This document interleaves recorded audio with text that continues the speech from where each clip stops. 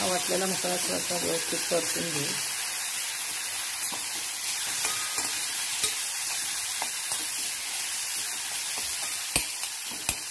हे 2 मिनिट परतून झाल्यानंतर आपण हे हरभरे शेंगदाणे टाकून त्याला मस्तपैकी परतून घेऊ.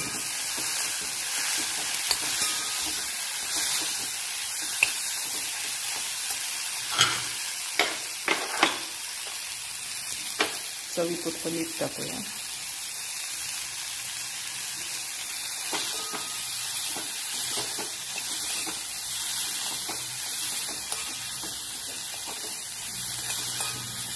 ही भाजी पूर्ण शिजल्यानंतर आपण जेव्हा ताटात घेतो तेव्हा त्यावरती थोडंसं तुपाची धार टाकून घ्यायची.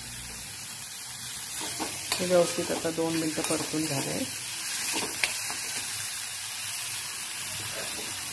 त्यानंतर आपण हा चिरलेला शेपू, आळू आणि आंबट चुका याच्यामध्ये टाकून घेऊ.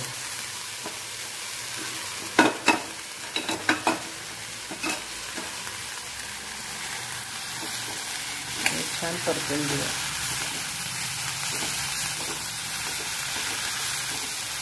गॅस कमी ठेवायचा आणि झाकण ठेवायचं नाही, म्हणजे भाजीला हिरवेपणा राहतो.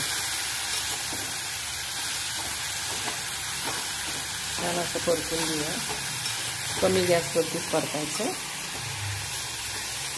ही भाजी कोवळी असल्यामुळं साधारण एक 10 मिनिटात ही भाजी शिजून होते आणि हरभरे उकडलेले आहेत त्याच्यामुळे त्याला फार शिजायला वेळ लागणार नाही.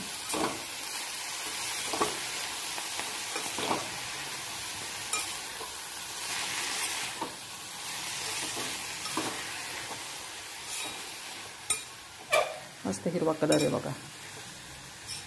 पावसाळ्यात ह्याच्याबरोबर ज्वारीची भाकरी, बाजरीची भाकरी, गरम गरम फुलके पण छान लागतं.